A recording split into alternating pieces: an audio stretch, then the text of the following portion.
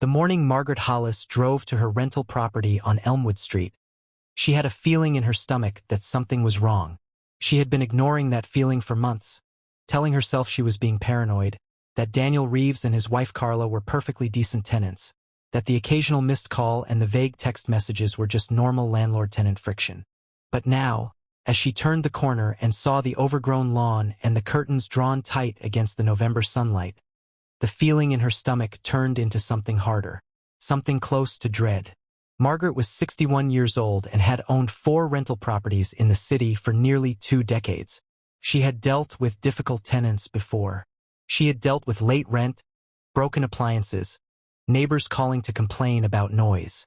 She had once evicted a man who had turned her basement into a recording studio without permission, running cables through walls she had just freshly painted. But she had never, not in 20 years, walked into a property and felt what she felt the moment she pushed open the front door of 14 Elmwood Street. The smell hit her first.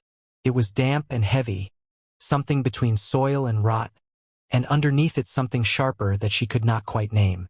She stood in the doorway for a long moment, her hands still on the door handle, before she stepped inside. Daniel and Carla Reeves had moved out 3 days earlier. They had not given her the required 30 days notice. They had not called. They had simply sent a single text message that read, "Keys are under the mat. We are out." Margaret had driven to the property the same evening and collected the keys, but it had been dark and she had not gone inside, telling herself she would return in the morning with better light. Then her sister had called with bad news about their mother, and Margaret had driven to the hospital instead. And 2 days had passed before she found herself standing in the doorway of 14 Elmwood Street, breathing in that strange, heavy smell. The living room looked as if the tenants had left in a hurry. A torn sofa sat at an odd angle near the window. Cardboard boxes, some opened and emptied, some still sealed, were scattered across the floor. There were food containers on the coffee table, stiff and darkened with age. Clothing was piled near the hallway door.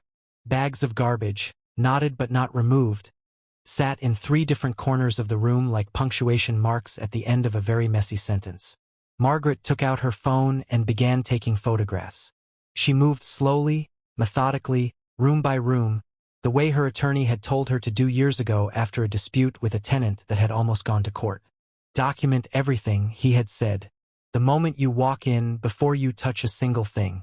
Photograph every corner, every wall, every ceiling." The kitchen was worse than the living room. The cabinet under the sink had been pulled partly off its hinges, and when Margaret opened it she found pooled water and a dark greenish stain climbing up the interior wall of the cabinet and spreading outward into the drywall behind it. The faucet, she noticed, dripped steadily.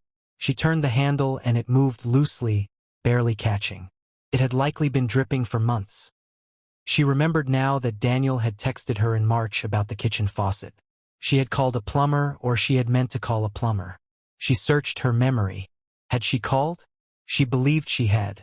She had a note somewhere, she was almost certain, a plumber's estimate that she had found too expensive and had set aside, intending to get a second quote. She had never gotten the second quote. The upstairs bathroom had a cracked floor tile near the base of the toilet, and water damage was visible along the bottom of the wall where the tile met the drywall. The ceiling in the second bedroom had a yellowish stain in the shape of something roughly circular, the kind of stain that meant water had been sitting somewhere above it for a long time. In the backyard shed, Margaret found things she had not expected. There were large plastic containers, the kind used for hydroponics. There were extension cords, heavy gauge, coiled and stacked. There were clamps and hooks and a length of metal rail of the type used to hang grow lights from a ceiling. The lights themselves were not there, but the hardware suggested they had been. Margaret stood in the shed for a long time, looking at these things. When the case came before Judge Caroline Marsh 3 months later, the courtroom was small and the air conditioning was too loud. Margaret sat at one table with a manila folder full of photographs, contractor invoices, and text message printouts. Daniel Reeves sat at the other table, his arms folded, wearing a clean blue shirt. He had the practiced calm of a man who had decided in advance that he was not going to be rattled. Judge Marsh was a compact woman in her late 50s with silver-framed reading glasses and a manner of paying attention that made people feel simultaneously seen and slightly nervous. She had been a judge for 11 years and before that a litigator for 14, and she could usually tell within the first 5 minutes of a small claims hearing which side had their paperwork in order and which side was going to rely primarily on indignation. "Ms. Hollis," she said, looking at the complaint, "you're claiming $12,000 in damages, which includes repairs to the kitchen, bathroom, 2 bedrooms, and the rear shed. You also claim the defendants were conducting unauthorized activity on the premises, specifically the cultivation of marijuana, which caused additional damage to the interior of the property. Is that correct?" "Yes, Your Honor," Margaret said. Judge Marsh turned to Daniel. "Mr. Reeves, your counterclaim is that Ms. Hollis failed to maintain the property in a habitable condition, that she delayed or ignored multiple repair requests during the 2 years you lived there, and that she is withholding your security deposit of $2,000 unlawfully. You are also requesting compensation for diminished enjoyment of the property during those 2 years. Correct." "That's correct," Daniel said. "All right." Judge Marsh settled back slightly. "Ms. Hollis, I'd like to start with your photographs." Margaret slid the folder across to the bailiff, who carried it to the judge. Judge Marsh opened it and began going through the photographs slowly, her expression neutral. "These are dated," she said after a moment. "The metadata shows they were taken on November 14th. "Yes, Your Honor. The morning after I received the keys. You went in the evening of the 13th to collect the keys, but didn't photograph the property until the 14th? "I had a family emergency. My mother was in the hospital." Judge Marsh nodded without particular sympathy or criticism. She continued through the photographs. "This one," she said, holding up a photograph of the partially demolished kitchen wall. "When was this taken?" "That same morning, Your Honor." "Before or after your contractor began work?" Margaret hesitated. "My contractor had come with me that morning to assess the damage." "So he was present while you were taking photographs?" "Yes." "Did he touch anything before these photographs were taken?" Another hesitation. "He may have assessed the cabinet, opened it, to check the extent of the water damage." Judge Marsh set the photograph down. "Ms. Hollis, I'm looking at a photograph of a wall that has been partially opened. Drywall has been pulled back. I can see the interior structure.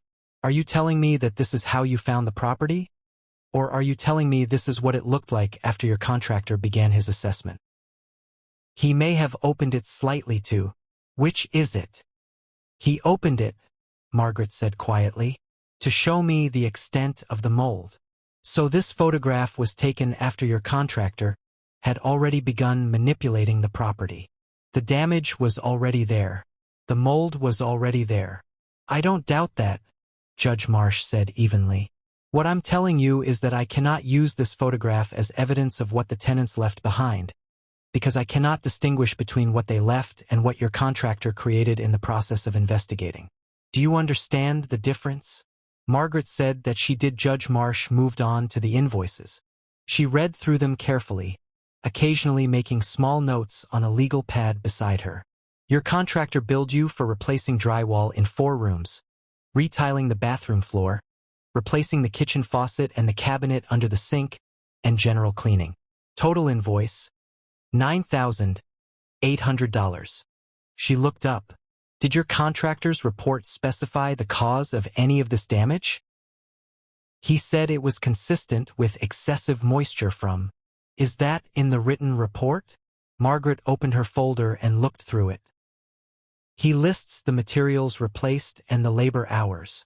Does he specify cause?" "Not in those words." "So there is no written documentation from your contractor establishing that any of this damage was caused by the tenants rather than by, for example, a dripping faucet that was not repaired promptly." Margaret's jaw tightened. "The faucet dripped because they tampered with it." "Do you have evidence of that?" "I have the text from March from Mr. Reeves, telling me the faucet was dripping." Judge Marsh looked at her steadily over her glasses. "Mr. Reeves informed you in March that the faucet was dripping?" "Yes." "And you didn't repair it?" "I was in the process of getting estimates." "For how many months?" The courtroom was quiet except for the air conditioning. Daniel Reeves was not a sympathetic figure, exactly. He was too composed for sympathy, too careful with his words. But his documentation was better than Margaret's. He had kept every text message. He had a folder of his own, organized by date, showing 7 separate communications to Margaret about various maintenance issues over the 2 years of the tenancy. The dripping faucet, a broken seal on the back door that let in cold air, a bathroom exhaust fan that had stopped working, a section of gutter that had come loose and was directing rainwater toward the foundation. For 4 of the 7 issues, there was no response from Margaret in the record at all. For 2 others, she had acknowledged the issue and promised to address it. One had been fixed. "Did you report the broken gutter?" Judge Marsh asked him. "Twice," Daniel said. "You can see the dates in the folder." "And it was not repaired during your tenancy?" "No, Your Honor. The water damage along the north foundation wall," Judge Marsh said, looking at one of Margaret's photographs. "Is it possible that came from the unrepaired gutter?" "That's what I believe, yes." Judge Marsh turned back to Margaret. "Ms. Hollis, the gutter issue was reported to you in writing in June of 2012 and again in October of 2012. Do you have any record of having it repaired?" Margaret looked through her folder. "I had someone look at it." "Do you have a receipt?" She did not have a receipt. The shed items were the most interesting part of the hearing, and the least conclusive. Margaret had photographs of the plastic containers, the extension cords, the hanging hardware. They were clear photographs, undisturbed, taken before anyone had touched anything. They were the best photographs she had. "Mr. Reeves," Judge Marsh said, "I'm looking at photographs of your shed. There are items consistent with a hydroponic growing operation. Can you explain what these items were used for?" Daniel unfolded his arms for the first time. "I grow tomatoes," he said, "and herbs. I've been growing vegetables hydroponically for 6 years.